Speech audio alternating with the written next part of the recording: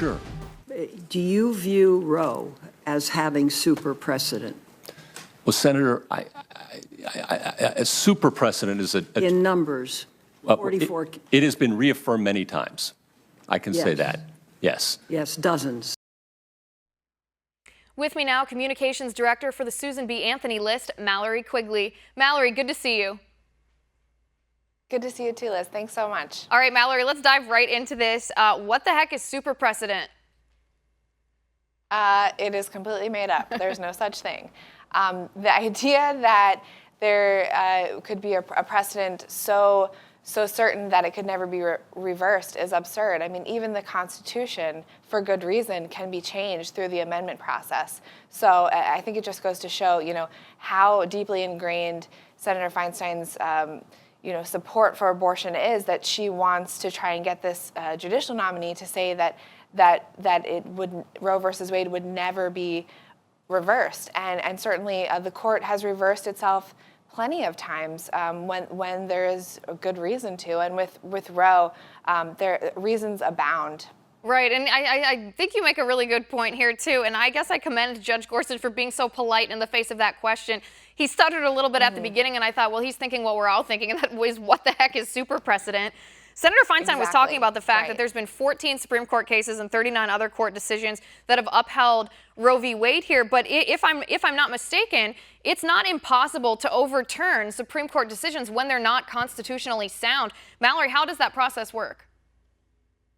Absolutely. Well, Senator Graham brought up this during his questioning of Judge Gorsuch. He talked about the proposed 5-month abortion ban. The United States is only one of 7 countries to allow abortion on demand after 5 months. And this is Senator Graham's legislation that he sponsored in the Senate.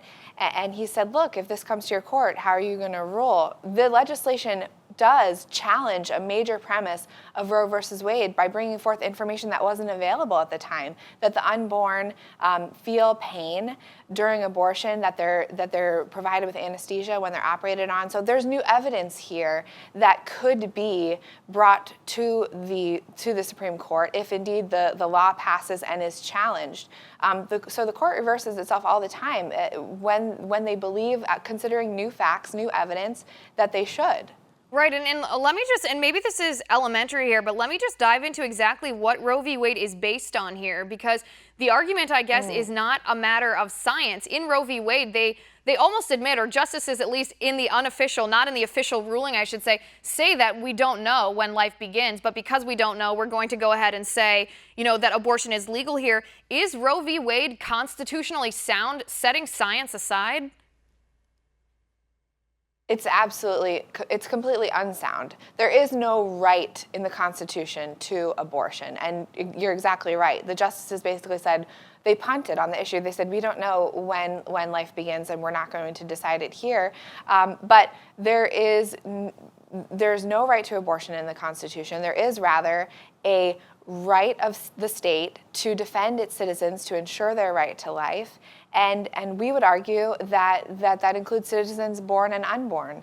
And that's what I'm talking about here, for example, with this legislation, the 5-month abortion ban, that puts forward new evidence that the unborn have feelings, that they are sensitive to pain, that there is a compelling interest of the state, not only for the life of the child in the womb, but for the sake of our entire society, that we are not so coarse as to acknowledge that the unborn experiences pain and to allow unfettered access to abortion on demand throughout all 9 months of pregnancy, which is, unfortunately, Roe versus Wade and Doe versus Bolton, those 2 cases taken together have set us up for a situation where we're in Washington, D.C., just a few blocks from here.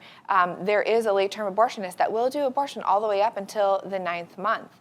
That is a sad reality of what's happening here in our country. Right, and I think exactly what you just laid out, and I couldn't have laid it out clearer here, is this is why people like Senator Feinstein act so insecure. This is why she wants Judge Gorsuch to confirm something that doesn't exist, super precedent. She wants to make sure the number of times Roe v. Wade has been reaffirmed was put on official record because she is insecure about it, not because of the political opinion differences, but because it's not constitutionally sound.